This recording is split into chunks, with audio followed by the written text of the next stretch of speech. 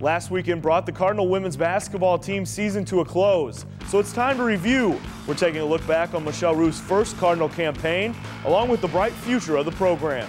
You better not miss it. The Cardinal Report starts right now.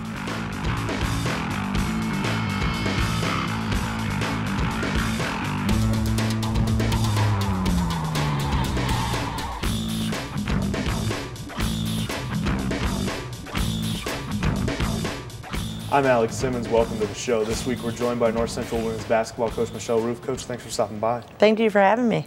Well, you finished your first season at North Central last week. You know, a year in, what's your overall assessment of this season? Well, it was, you know, we had some ups and downs. I think the big word for us this season was probably a little bit of inconsistency. There were some games that we came out and played really well and we're hitting it on all cylinders and things looked really good. And then, you know, there were some days and some games that it just didn't happen for us. And I think a lot of that is attributed with some young players and players that have just been playing together for a year. We had some good leadership out there, but the inconsistency just really went along with our personnel a little bit and, you know, the style of play. Full season later, how much different are the players you kind of inherited last summer to where they are now after kind of a full season in the system? Well, I think they're definitely more confident players. I think they gained a lot of confidence throughout the year, and I think their understanding of basketball, of what we're trying to get them to do, and the style and the tempo that we're trying to get them to play at. I think they've really come a long way with that. Chemistry, camaraderie has come a long way. So I think they've really developed. I think they're confident and looking forward to the future and getting back after it next year. We were at your senior night contest last week against Augustana. It seemed like you guys just really kind of ran into a real hot shooter. We did. Augie came in and, you know, they were well rested. They were ready to go. I mean, we talked about it before the game that, you know, they were playing good basketball. Both of us were playing pretty good basketball. You know, the last couple of weeks of the season, it was just going to come down to who executed, who wanted it more. And I thought we played hard. I just thought they came in, you know, Fox was unconscious on Saturday and really got after it. But I didn't think we played too bad. You know, defensively we struggled a little bit, but Augie they just came in on a mission and they took care of business. They played extremely, extremely well. For sure. Well, it was a tough one to drop to the Vikings. Let's go to the highlight. The Augustana Vikings come into town hoping to spoil North Central's senior night. In the first, the other senior, Christine Carl, gets it done in the paint. Her bucket cuts the Augie lead to 2. Later in the half, she dishes to Sophie Newsom to keep it that way. Cardinals trailed by 1 at the break. To the second half, more seniors getting it done. Kristen Fox knocks down the triple for the Vikings. Then she ties it on the fast break, layup, and the foul. She's not done. Another three-pointer from the other side gives the Vikings a 1-point lead. Fox had a game-high 34. But back come the Cardinals. Jackie Eureka powers through the double team. We're tied at 59. How about a three-point lead? Helen Malaya provides that from the corner. All business and back to defense. The back-and-forth game continues. Molly Etheridge grabs a loose ball and tosses up a jumper. Then Fox takes it to the bucket off the jab step, 67-62 Augustana. The Vikings don't take care of it on defense, though. Jenny Swanson hits it from long range. We have a 2-point game. Back to the other end, a nice give and go between Elizabeth Phillips and Etheridge. The lead back to 4. Under a minute now, last chance for the Cards, and the pass is deflected. Vikings hit the free throws down the stretch. Cardinals fall by 12. Coach, the offensive rebounding margin, kind of a big key, I'd imagine you and your staff kind of discussing after that one. Well, I think that's an area and that's a category that has really haunted us all year long. I can't tell you how many box-out drills we've done in practice and how many times we've worked on it. You know, it's just kind of one of those focus areas that, it has to be instinctive and you really have to pay attention and focus on it. And we just didn't get the job done on Saturday. It was pretty disappointing. I thought overall defensively it definitely wasn't our best game. And that could be attributed to a lot of things. There was a lot of build-up, surrounding the game. It was an emotional day with senior night, but I just thought our focus defensively wasn't entirely there, which, really was the difference in the game. And the offensive rebounds, I think we gave up 22, and you just can't let teams, have that many opportunities to score in a close game like that. For sure, you guys kind of finish on a down note a little bit, but you look through the schedule this year, you guys have some big wins, an overtime thriller at North Park, the game against Dominican at home. Are some of those wins some things you guys can build on going into the offseason? Yeah, definitely. I think so. And probably the toughest part of the season was the past 3 weeks when we really were in position to beat some really good teams. We had the 1-point loss at Milliken, and we're in position with a nice lead late in the second half against Wheaton too. And if we pull pull a couple of those out, I think we had some games earlier in the season that we thought we probably should have came out on top. But you combine it with the close games, that we ended up winning. And all in all, I think we gained confidence. Those couple of wins over Wheaton and Milliken, if we could have just got over the hump, would have really gone a long way for us. But we put it together, and I thought we were playing pretty good basketball at the end of the season, and we'll definitely carry that into next year. As you take a look at this roster, only 2 seniors you're losing from this year, a lot of experience coming back.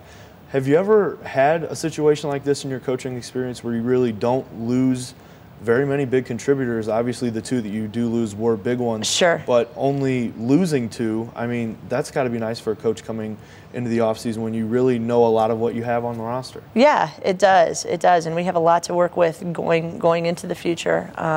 We're recruiting really hard right now. We have been all season. But, with Jackie and Chrissy, they did a lot of things obviously on the basketball court, but also off the basketball court from a leadership standpoint that hopefully prepared these younger kids to step up and, hit the ground running and stay in stride moving forward. And we can do that. How big is it as a first-year coach to kind of have a lot of freshmen and sophomores so that, they get a little experience in the system and you maybe can develop some leaders when they do become upperclassmen? Oh, it's huge. It's great to have young players with talent, that know what the expectations are and work as hard as this group does, because they are the hardest working group that I've ever coached. Definitely. The roster may be filled with underclassmen, but the 2 seniors on it played a large role this season. That's the subject of the first part of this week's What's the Word? The seniors mean everything to us. They help us on the court and off the court. They're great leaders, and they're 2 leading scorers, and we're going to miss them. And I wish we could have won the game for them. Jackie, I definitely looked up to Jackie. She was just my motivator. She taught me to, come in, be aggressive. She's an aggressive post, and I just learned everything from her. And Chrissy drives to the basket. Great. And I come to them for a lot of stuff on and off the court. So, they're great people to be around, and I'm going to miss them a lot. Me and Jackie had a great 2 last seasons here, and I'm sure she would say the same thing, that she loved it and she would absolutely wish that she had more time here. But just being able to play, it was so much fun, and just having a bunch of girls that really love you and look up to you, and you can talk to them about anything, and it was just so much fun and completely different experience from where I was before, and I would never, ever, ever change it. Coach, when we heard about you when you took over the program last year, a lot of, we heard that you're going to get up and down, get back and forth, a lot of pressure on the ball. We saw it in bits and pieces this year, maybe a little bit more into the transition next year into that? Yeah, I think so. One of the things about the CCIW conference, you have to play really good half-court man-to-man defense. And I thought we got a little worn down towards the end of the season, which was a little unexpected. And we took a little bit of the focus off of full-court defense and really tried to focus on playing good, fundamentally sound half-court defense. Our transition game, I thought, improved a lot throughout the year, and we were doing a real nice job at the end of the season, and we'll build on that, keep going with that, and keep figuring out these defensive concepts. And once they get those things in place, then we'll really be able to get out and play a little bit more in the full court as the year progresses. What's 1 or 2 things that's the main key of being a good transition team? For one, I think it's depth. And we had a couple injuries towards the end of the season with Tara Musgrove and Jasmine Tracy that hurt us a little bit and limited our depth. But the other is just athleticism and energy and the stamina to keep that up, for 40 minutes a game for an entire season. So those are the biggest characteristics, and those are things that we can build on and, keep working on and keep building our roster for the future. One of those things where maybe you kind of build wins in the offseason kind of in conditioning rather than you know, game day's really easier for you than it is on your opponent? Yeah, definitely. And the depth really is a big aspect of it. And building a roster, you know, we saw it Thursday night with Illinois Wesleyan. I mean, they press and they, you know, play full court offense, full court defense all game, and they've got a rotation of about, you know, 12 players, and there's no drop off. You know, they're 12 good players, and that's what you need to do. And I think we can do that in the future. We've got a good base right now of younger players, and that's what the goal is for the future. We've talked a little bit about youth today. Who do you think are some of your players that are going to emerge as leaders next year now that you don't have two big seniors to kind of rely on? Yeah, well, we have a couple of seniors that are going to do a nice job from a leadership standpoint, and Emily Collins and Helen Malaya, who have pretty much started most of the games this season. They'll have a big role to fill. From a maturity standpoint, I think they'll do a nice job of that. And then Jenny Swanson and Sophie Newson had good years. Sophie was haunted by injuries early in the season, didn't quite have the year that she, you know, or the team hoped that she would have. But Jenny Swanson really stepped up this year, and you know, blew me away at times with what she was able to do and the improvements that she made from the beginning of the year to the end of the year. And was a leading scorer for us at times, a good defender, and a solid competitor. But those four kids, you know, will lead us forward, and Yesenia Kabatis came on strong at the end of the season too.